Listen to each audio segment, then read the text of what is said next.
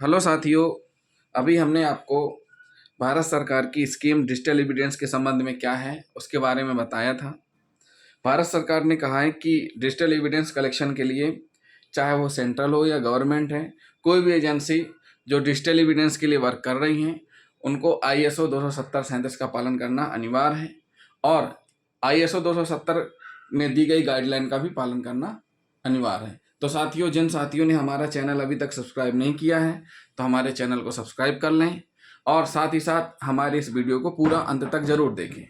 हम इसमें बताएंगे ISO 270-37 में कौन कौन सी गाइडलाइन है जिनका पालन करते हुए DEFR को डाटा कलेक्ट करना है और उनका किस प्रकार से प्रिजर्वेशन करना है। तो साथियों, सबसे पहले हम जान लेते हैं ISO 270-37। ये एक प्रकार से अंतर्राष्ट्रीय मानक है जिसको भारत सरकार ने अपनाया। बहुत से ऐसे हैं लेकिन भारत सरकार ने 270-37 को ही अपनाया है और उसमें बताया गया है कि प्रिंसिपल ऑफ डिजिटल एविडेंस क्या है। जो प्रिंसिपल है डिजिटल एविडेंस के लिए, जो कि सभी इन्वेस्टिगेशन एजेंसी के लिए जरूरी है, महत्वपूर्ण है, important to all investigation agency के लिए। सबसे पहले रिलेवेंस, रिलायबिलिटी, सफिशेंसी। मतलब सीधी सी बात है, जो भी डाटा या डिजिटल रूप है रिलेवेंस होना चाहिए उस क्राइम से और सही होना चाहिए और पर्याप्त होना चाहिए, आधा अधूरा नहीं होना चाहिए। तो ये जितनी भी इन्वेस्टिगेशन एजेंसियां हैं सभी के लिए महत्वपूर्ण है, चाहे वो सेंट्रल की हो चाहे स्टेट की हो, कोई भी हो।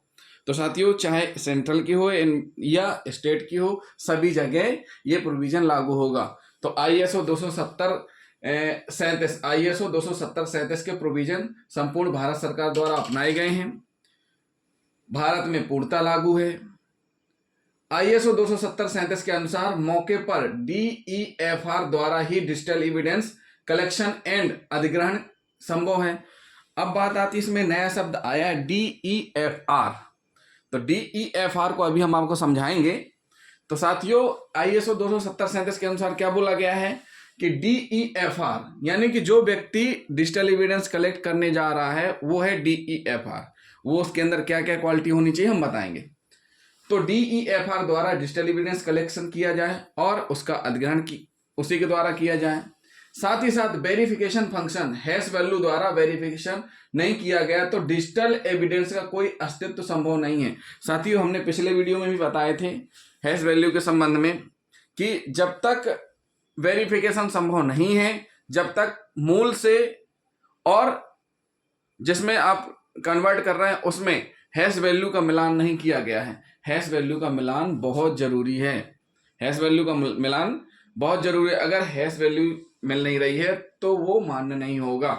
तो डिजिटल एविडेंस के लिए क्या जरूरी है? हैश वैल्यू, जिसमें जिस डिजिटल एविडेंस के कलेक्शन में 65B दिया हुआ है और 65B में हैश वैल्यू का जिक्र नहीं है। 65B साक्षरता नियम का जो प्रमाण पत्र दिया हुआ है उसमें अगर हैश वैल्यू का जिक्र नहीं है तो डिजिटल एविडेंस का कोई अस्तित्व संभव नहीं है ऐसी स्थिति में। और अगर मान के चलिए प्राइमरी सोर्स है नहीं है तो फिर और दिक्कत वाली बात है, फिर तो वहां अस्तित्व ही नहीं रहेगा उसका। क्यों? क्योंकि हैश वैल्यू नहीं दी गई है। अब बात करते हैं अधिग्रहण प्रक्रिया से तैयार तथा वेरिफिकेशन फंक्शन से वेरीफाइड क्लोन कॉपी को रिकॉर्ड में लिया जाए। क्लोन के संबंध में हमने आपको पिछले वीडियो में बता दिए थे कि क्लोन कॉपी कैसे तैयार की जाएगी।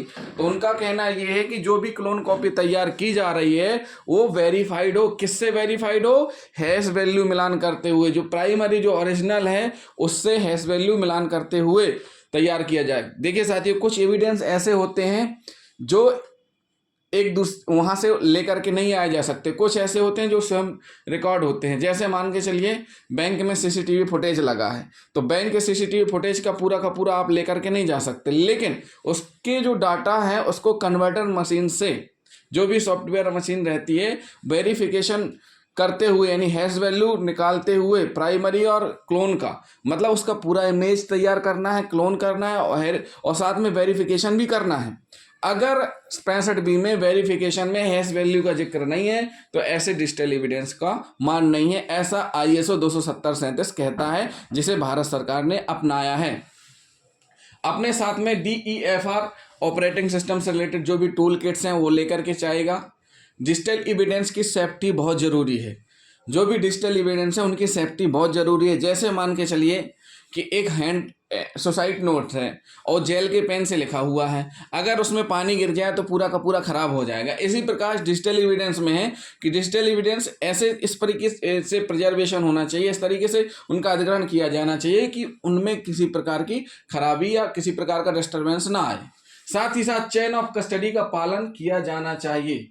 देखिए, चेन ऑफ कस्टडी मतलब कोई भी डिवाइस है, कब, कितने समय, कितने बजे, कहाँ से निकाला गया, किसके पास था, उसमें एंट्री होना चाहिए। और साथ ही साथ ये भी ज़रूरी है जो भी डिजिटल एविडेंस है जिसमें कलेक्शन किया जा रहा है उसको एक लेते समय, परचेसिंग करते में जो भी अमाउंट है या जो भी नोटिफिकेशन, जो भी चीज़ें बनाई गई थी वो जरूर रिकॉर्ड में होना चाहिए। ऐसा नहीं है कि वो डिवाइस आपके रिकॉर्ड में है ही नहीं है, इन्वेस्टिगेशन एजेंसी के रिकॉर्ड में वो चीज़ है ही नहीं, उसमें रिकॉर्ड हो जाए।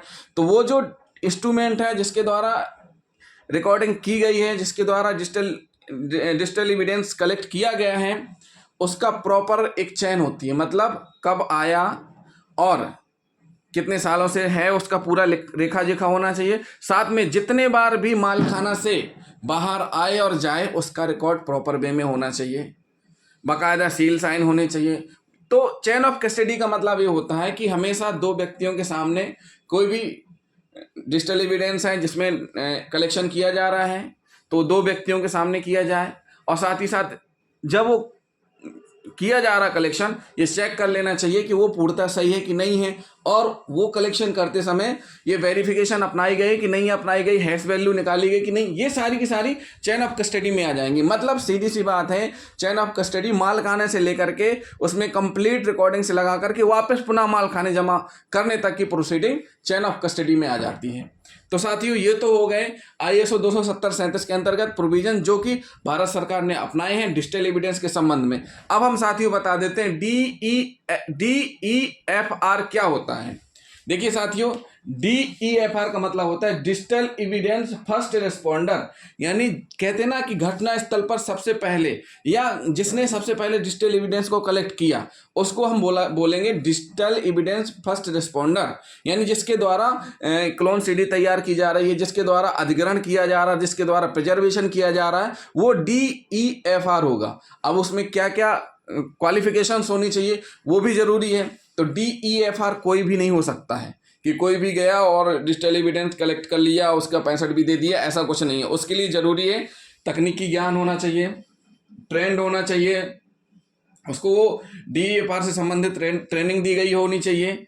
Digital evidence acquisition bit by bit copy बनाने की प्रक्रिया में पूर्णतः दक्ष और प्रशिक्षित होना चाहिए। जो डिजिटल एविडेंस कलेक्शन किया जाता है बिट बाय बिट, उसका नॉलेज किसको होना चाहिए? इस पर्सन को। DEFR ये एक पर्सन है जो डिजिटल एविडेंस कलेक्ट करके कोर्ट में पेश कर रहा है, या जिसके द्वारा क्लोन कॉपी तैयार की गई है, जिसके द्वारा डिजिटल एविडेंस को सुरक्षित प्रिजर्वित किया गया है, उसके पास क्या नॉलेज होना चाहिए? बिट बाय बिट कॉपी बनाने की प्रक्रिया उसको आनी चाहिए।